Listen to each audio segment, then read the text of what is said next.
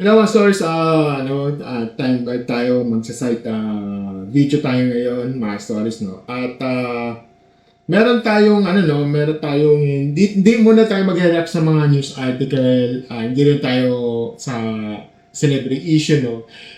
Magre-react tayo sa dalawang comments na iniwan sa comment sections, no.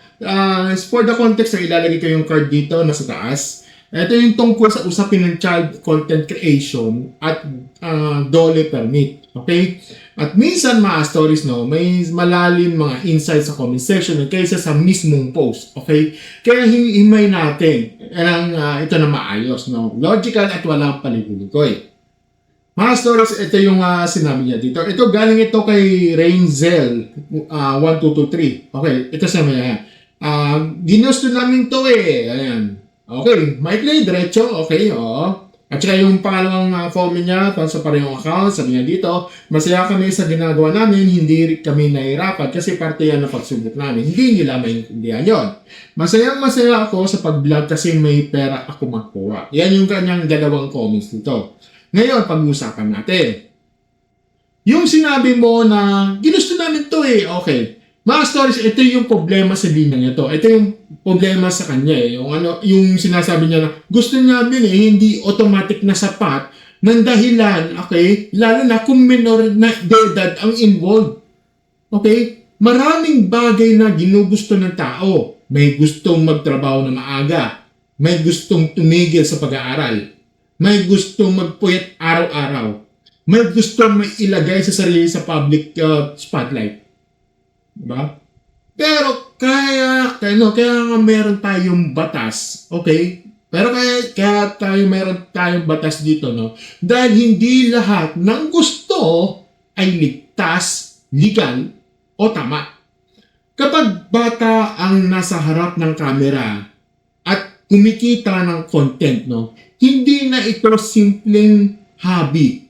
May labor element na yan. Okay? May exposure, may pressure, may financial involvement. At kapag may pera ang pumapasok, hindi na pwedeng emosyon lang ang basayan dito. Ang tanong hindi lang, ginusto ba ninyo? Ang tanong dito, may permit ba? May malinaw ba ang protection? May savings ba ng tama? May limit ba sa oras sa paggawa?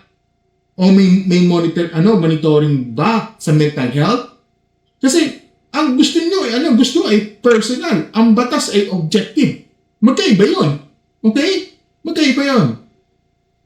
Pangalawa, ito yun. Yung sinasabi mo, masaya kami kasi may pera akong makakuha. Yes, ngayon, dito tayo mas lalalim dito sa usapan nito. Yeah, masaya kayo? May pera kayo makakuha? Yes, masaya kayo. That's good. That's good to know. Okay. Hindi kayo mahirapan. Good. Walang problema yan. May pera, realistic. Okay.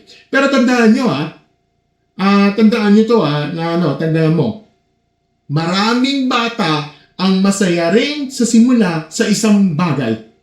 Hindi ibig sabihin nun, wala nang long-term epekto. Ang social media exposure ay permanent. Hindi nyo ba alam yun? Ang digital footprint ay permanent. Ang bashing ay permanent.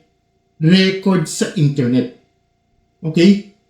Ang pera ay immediate. Ang epekto ay long term. Kapag ang bata ay nasanay na, masaya ako kasi pag nasanay na yung bata na, masaya ako kasi may pera. Delikado ang mindset yan. At yun, kung walang guidance yan. Hindi dapat pera ang primary motivation ng isang minor de edad sa pagharap sa publiko. Dapat, ito yun, protection muna, education muna, emotional stability muna, at saka legal compliance muna. At dito pumapasok ang DOLE advisory. Kaya meron tayong DOLE, di ba? Hindi ito para sirain ng pangarap. Hindi ito para pigilan ang saya. Hindi ito para tanggalin ang kita. Ito ay para siguraduhin na hindi maabuso yung bata, hindi mapapabayaan ng pag-aaral, hindi mapipilitan ang bata kahit pa masaya siya. Okay?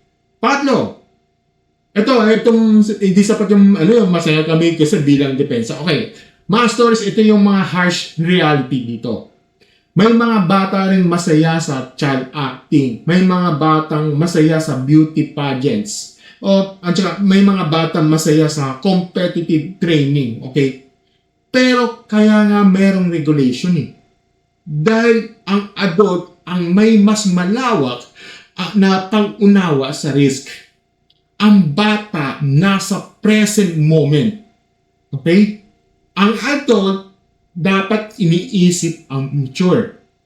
Kung ang depensa ay masaya naman kami. Ang sagot ko ay sigurado ba kayong sapat ang sistema para protektado ang bata? Sagutin mo nga. Tama. Hindi ito panghusga. Hindi ito panghusga. Take note. Ito ay paglalagay ng standard. Mahalaga ito. Okay? Hindi namin kina-question ang kaligayahan nyo. Ang kina-question namin ay ang proseso. Kasi ang content creation, lalo na kung monetize. Ganyan kayo eh. Gusto niya kasi kayo, monetize. Oo, walang problema yan. Kasi hindi lang ito family bonding. May algorithm pressure, may audience expectation, may brand deals, may engagement metrics, at may consistency requirement. At kapag may schedule yan, may expectation, may kita, trabaho na yan. Kapag trabaho ng isang bagay at bata ang gumagawa, kailangan ng regulation. Ganun kasimple. Di ba? Mga stories, dito tayo magtatapos ha. Walang masama sa pagiging masaya, walang masama sa pag-vlog, at walang masama sa kumita.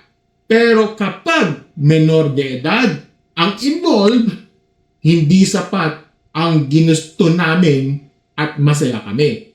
Ang mas mahalagang tanong ay legal ba? Ligtas ba? Protektado ba ang bata?